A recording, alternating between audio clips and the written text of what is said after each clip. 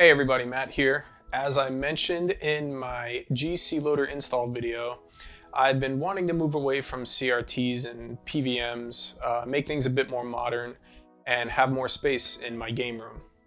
I previously had most of these systems I'm about to go over connected through S-Video to a switcher, with only the Super Nintendo and PS1 and PS2 going over SCART to my PVM or professional video monitor. So I rearranged things a bit and replaced that PVM with a 3D printer. I learned everything I know about this stuff from channels like RetroRGB and MyLifeInGaming. Those guys are the absolute experts on this subject, and I'm probably not even utilizing a lot of what I have to its full potential. I would consider this more of a beginner's guide to playing retro games on an HDTV in good quality for cheap. Kinda. Maybe, in the grand scheme of things. So what's my setup look like now? At the forefront of it all is the OSSC, or Open Source Scan Converter. I use it for my PS3, PS2, Super Nintendo, and N64. It does line doubling, clean output, and zero lag to my TV. My TV doesn't support low resolutions like 240p, so line doubling is necessary for me to see games that use that low of a resolution. The remote that it comes with brings up a little menu and has lots of settings, and I would suggest looking up what each of these settings does before you start messing around with things. The most I do with the remote is adjust scan lines and change the input if I'm switching from one console to another. I first used an OSSC at my friend Ben's place. He had it hooked up to his nice OLED TV and booted up Mega Man X.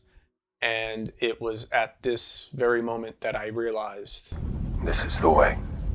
As for video out for the rest of my retro consoles, I use the Retro AVS for NES and Famicom games, the Carby by Insurrection Industries for Gamecube games, and the Akura by the Bahar Bros to play Dreamcast games.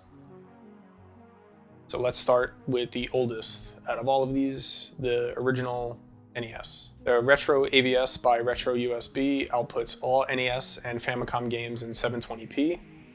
It has 4 controller slots, which means that my 4-score can live in the attic, and Game Genie support and a high score function all built into it. You have to connect it to a PC over USB and run software so that the scores can sync with others online. Best of all, I got it for free. A friend of mine gave it to me as a Christmas present a couple years ago. This may have been what got the wheels turning in my mind to transition over from CRTs and PVMs to a HDTV setup for retro consoles. I've been thinking about RGB modding or HDMI modding an original NES or the Model 2 NES, but I've been putting that off since I got the AVS. The Retron 1 is another $40 solution if you just want to play NES games on a high-def TV. I use an EverDrive N8 flash cart, which comes in a variety of colors to choose from, with every NES game loaded up on it. Save states are also possible using button combos. I use the 8-bit do, or 8-bit do, however you say it, NES Bluetooth receiver, along with the official Nintendo Switch NES controller.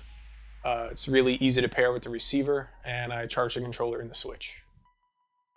You can also return to the main menu of the AVS using button combos that you can set yourself.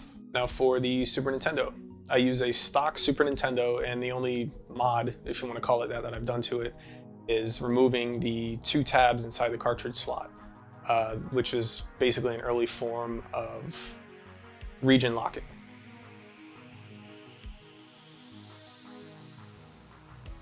Removing the tabs allows a North American Super Nintendo system to play Japanese and European games.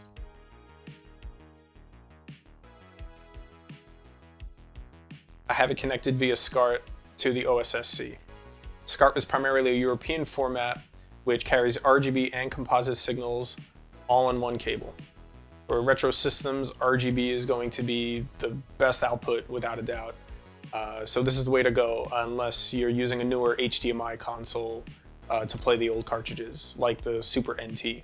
Another option would be to RGB mod a Super Nintendo Junior but I don't have one of those. I hear that they do really good video output, but honestly, I'm pretty happy with how my Super Nintendo looks. Speaking of the Super NT by Analog, that outputs games in 1080p.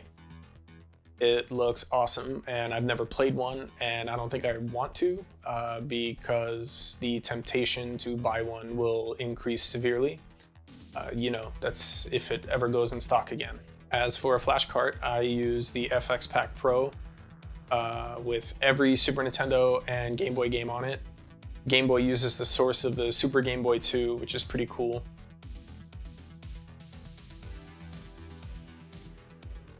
Save states are supported for Super Nintendo games, and Super Game Boy support, as well as save states for Super Game Boy games, are part of an unofficial firmware. You can also return to the main menu of the FX Pack Pro using a button combo, but the setting for that needs to be disabled in order for save states to work, from what I understand.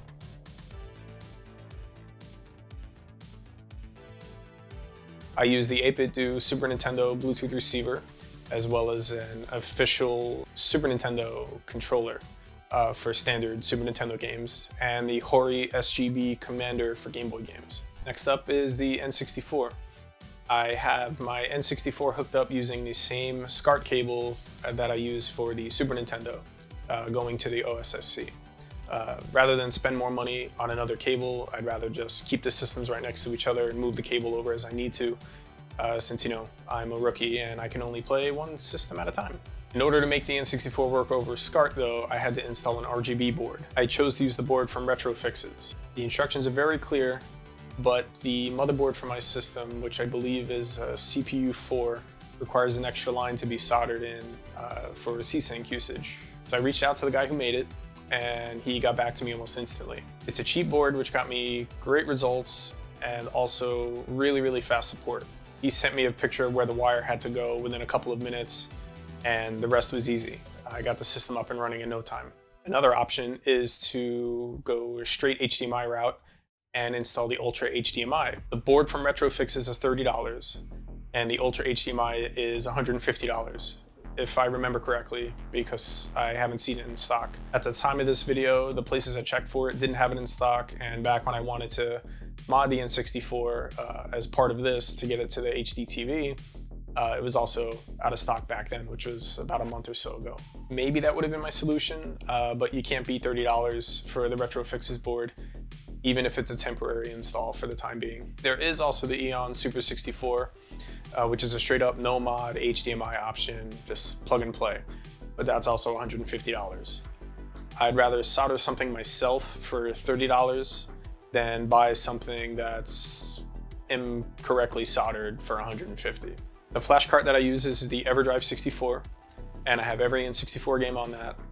And the best part about this is the IPS patches for games, which removes anti-aliasing and makes games look so much better on a high-def TV. Using the patches is as easy as dragging and dropping files in the SD card and making sure that those files also match the name of the corresponding ROM, also on the SD card. Without the flash cart, you could throw your V3 Game Shark in the N64, look up those anti-aliasing codes online and do it that way, but obviously the flash cart makes that whole situation so much easier. I use the Retro Fighters N64 Brawler controller and recently backed their Kickstarter for the wireless version. And now the Gamecube. My Gamecube is connected over HDMI using the Carby from Insurrection Industries. This is why I did a shell swap and major construction to my Gamecube to make sure I have the digital out port for this.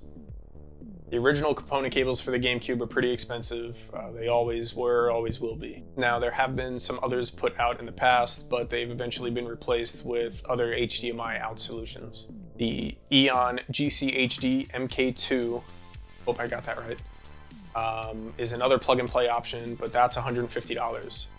The GC Dual is an HDMI out mod, which is $125. From what I looked up, these Gamecube HDMI out options all pretty much put out the same quality. So if my math is correct, the $80 for the Carby is cheaper than the GC Dual for $125, or the GCHD for $150. Since I don't want to spend that crazy amount on cables or adapters, I opted for the Carby. I'm pretty sure that more people would go for the Carby if it was more well known, but things like the GCHD are sold at places like Amazon and GameStop. The Carby is very easy to set up. You plug it in, plug in an HDMI cable, and turn the system on, and you're done. Using the provided remote does give some options, but the better options come from the GC loader. The GC loader, which I've made a video about, in combination with a piece of software called Swiss, allows you to play backups from an SD card, and it has options to change games from 480i to 480p. Most GameCube games support 480p, but there are some that don't. There's lists out there online that show you which ones do and which ones don't. I tend to cross-reference a list before firing up a game in 480p. You might also need another plug-and-play device inside the GameCube that goes on the bottom, something like the SD to SP2, in order for configs from the GC loader to save onto it. The guy who made the GC loader is working on a firmware fix which would allow it to save configs onto the SD card for the GC loader. If you get the SD to SP2, you would need a separate SD card for that. When booting up some games, like Alien Hominid for example, it prompts you for progressive mode. For games like this, you wouldn't need an SD card adapter for your GameCube. The Wavebird is my controller of choice for GameCube games, and the Hori Game Boy Player remote is my go-to for Game Boy, Game Boy Color, and Game Boy Advance games. And now the Dreamcast. I use the Akura from the Bahar Bros for video out. It has options for 15 or 31 kilohertz for RGB or VGA, scan lines and line size, but it just straight up outputs video in 480p over HDMI. There are better options out there. I could have gone with a Toro box from the Bahar Bros also, which provides VGA and SCART out, but I honestly didn't want another SCART cable in my setup. There's also the DC Digital, which outputs a super clean 1080p signal. I just wanted different options for just about every system. The DC Digital is also up there in price. I use a stock Dreamcast controller because it's perfect as it is. And I use a clone GDEMU to load up games off of an SD card, which I also made a video about. For PlayStation 1 and PlayStation 2, the cables that I used to use on my PVM do not work on the OSSC. So I recently ordered the RGB SCART cable from Insurrection Industries. So for now, I'll just play it on the small screen.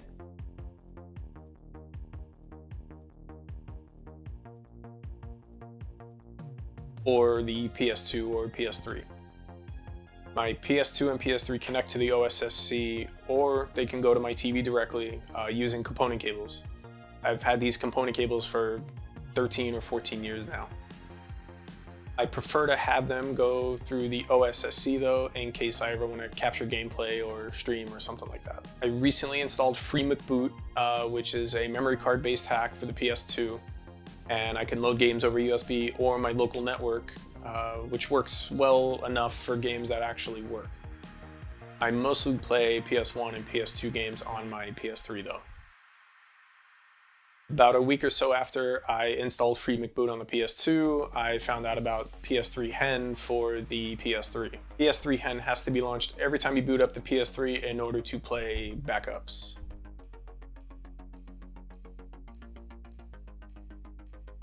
The PS3 is also a great emulation system. It can play the NES, Super Nintendo, all these old consoles that I mentioned previously, but why would I do that if I have the system sitting right here next to it? As I said before, the PS3 is connected using component cables to the OSSC for ease of use, potentially capturing gameplay, streaming, whatever.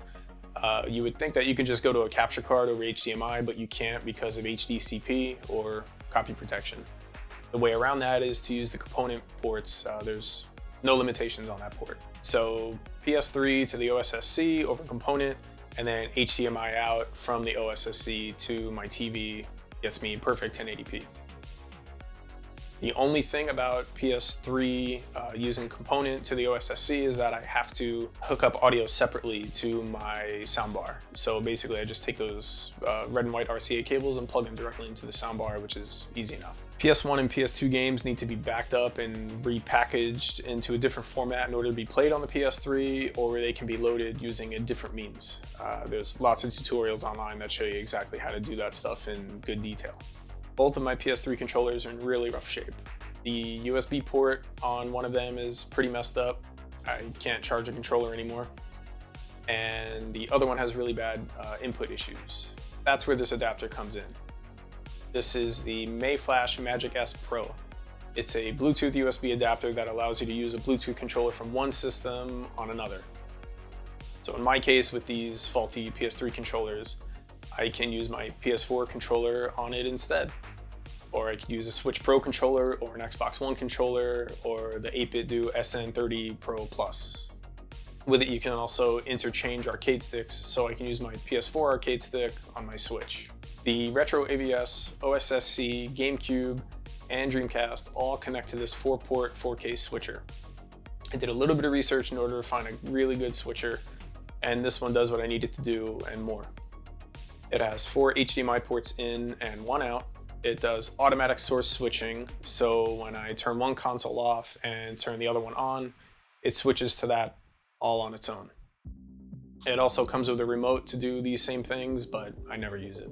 I don't need the 4K and HDR support that it comes with, but the way my setup's been changing and evolving over time, I either might use this or get another one to use on the PS5 and Xbox Series X when those come out. The switcher doesn't upscale anything less than 4K to 4K. It just passes the signal through with no decrease in quality, at least to my eyes. In the end, my goal was to not spend too much money and be able to sit down, turn on a system, and play any games with a wireless controller. I think I came pretty close to that goal as of right now, give or take a couple of wireless controllers.